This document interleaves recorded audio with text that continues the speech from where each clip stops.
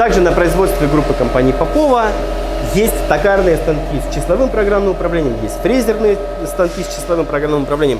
Для чего используется данное оборудование? Данное оборудование используется для того, чтобы все ступицы, все оськи, как в данном случае, они все имели отличную повторяемость, чтобы минимизировать человеческий фактор во время производства.